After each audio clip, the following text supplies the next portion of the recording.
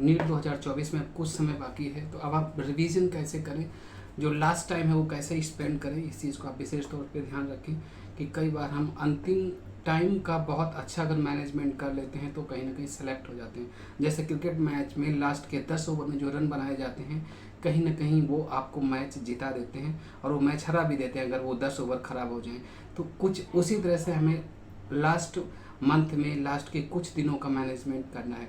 देखिए, सबसे पहली बात, अगर आप नीट के अंतिम टाइम में हैं और आप रिवीजन कर रहे हैं तो ध्यान रखें कि रिवीजन में जो आपका रिवीजन होना चाहिए उसमें 70-30 का रेशियो होना चाहिए। 30% अगर आप पढ़ रहे हैं तो 70% आपको क्वेश्चंस, मोस्ट इंपॉर्टेंट क्वेश्चंस लगाना है। बैक ईयर के क्वेश्चन तो सारे लगाने ही लगाने हैं, बहुत ज़्यादा उन क्वेश्चंस की प्रैक्टिस नहीं करनी है जो सिलेबस से आउट ऑफ है, पहली चीज़।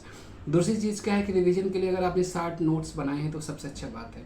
बायोलॉजी में अगर आपने बहुत 60 नोट्स बनाए हुए हैं, 1 पेज 2 पेज में ही एक चैप्टर के नोट्स आपने बनाए हुए हैं छोटे छोटे शब्दों में लिख करके, तो वो सबसे ज़्यादा हेल्पफुल है। और अगर आपने ऐसा नहीं किया है तो फिर आप एनसीईआरटी ही रीड करें और जिस तरह से एनसीईआरटी पर आपने हाईलाइट किया है वहीं पर आपने जो कुछ पॉइंट्स लिखे हैं उनको आप रिवाइज करते हुए आगे बढ़ें। तो रिवीजन का जो पहला पॉइंट है आपको ध्यान में यही रखना है कि 70-30 का रेशियो लेकर के चलना है और बहुत इंपॉर्टेंट जो चीज़ें हैं उनको कवर करना है। फालतू की चीज़ों पर अब ध्यान नहीं देना है। अगर कोई चीज़ नहीं आती तो फालतू में अब आपको उलझना नहीं है। दूसरी चीज़ आपको याद रखना है कि कुछ ऐसे चैप्टर्स हैं, जहाँ तक हम बायोलॉजी की बात करें, जैसे कि मार्फोलॉजी के एग्जाम्पल अगर आपने आज के 6 महीने पढ़े थे तो एग्ज़ाम में आप वो नहीं कर सकते, आप भूल ही जाते हैं। तो अब आप अगर इन चैप्टर्स को आप सेलेक्ट करें, जैसे मार्फोलॉजी या flowering plant, anatomy, plant kingdoms, तो कुछ चैप्टर्स, जहाँ तक प्योर बॉटनी की बात है, उसमें ऐसे चैप्टर्स हैं जिन्हें आप बहुत जल्दी भूल जाते हैं।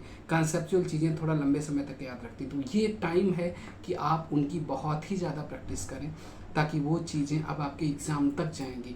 कम समय में आप वहाँ पर बहुत अच्छा आउटपुट पा सकते हैं। आपने अगर 4 महीने 6 महीने पहले पढ़ा था तो वो एग्ज़ाम में याद नहीं रहेगा, लेकिन अब अगर आप वो करेंगे तो वो एग्ज़ाम तक जाएगा। और इसी टाइम पे ही ये चैप्टर्स आपको ज़्यादा हेल्पफुल करना होता भी है। तो उन चैप्टर्स पे अब आप ज़्यादा फोकस करें क्योंकि कम टाइम लेकर के आपको ज़्यादा आउटपुट देने वाले हैं। तीसरी चीज़ आपको ध्यान में ये रखना है कि जिन चीज़ों का बार बार भूलते हैं उनकी ज़्यादा प्रैक्टिस करें। अब ये आपके हिसाब से है ना। अगर जो चीज़ें आपके दिमाग से हट रही, बार बार उन्हीं को जाके पढ़ें। जैसे आप प्लांट किंगडम पढ़ रहे हैं, अगर आपको रेड एल्गी के एग्जाम्पल है तो उनमें आप याद हैं तो उनमें टाइम मत लगाएं। ब्राउन के याद है तो मत लगाएं। अगर आपको ग्रीन एल्गी भूल लें तो बस उन्हीं को याद करें, है ना, कि ग्रीन एल्गी के हमको एग्जाम्पल बस पढ़ने हैं, आगे बढ़ जाएं। अगर आपको ब्रायोफाइट्स में आ गए, अब आपको लीवर बर्ड के एग्जाम्पल याद है, रिक्सिया मार्केसिया, तो उसमें टाइम मत लगाएं, उसको मत टच करें।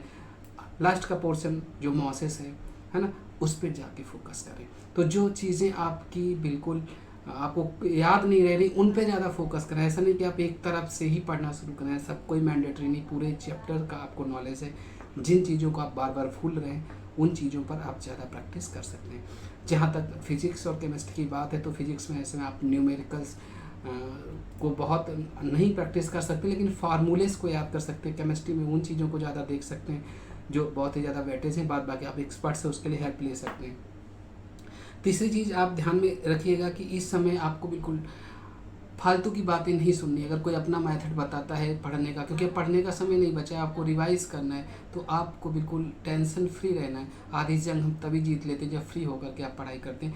और चौथी चीज़ आपको ध्यान रखना है कि आपको अपने हेल्थ का ध्यान अभी से देना शुरू करना। आपको ऑयली चीज़ें कम खानी है, मीठी चीज़ें कम खानी है, ताकि आपकी माइंड अलर्टनेस और फिजिकल अलर्टनेस, क्योंकि माइंड अलर्ट रहेगा, फिजिकल अलर्टनेस आपकी बढ़ेगी तो एग्ज़ाम में उसको आपका फ़ायदा मिलेगा।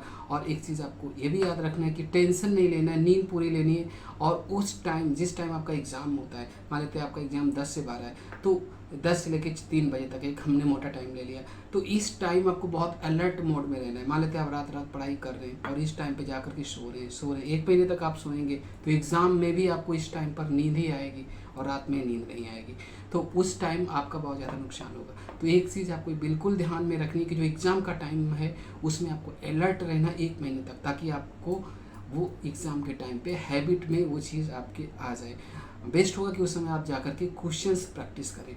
बहुत सारी चीज़ें हम और भी आपकी इस लास्ट टाइम में आपको क्या करना चाहिए उसके बारे में चर्चा करेंगे। फिलहाल वीडियो ज़्यादा लंबा ना हो जाए, आज मैं इतनी ही बात करूँगा। तो best wishes to NEET 2024। Thank you.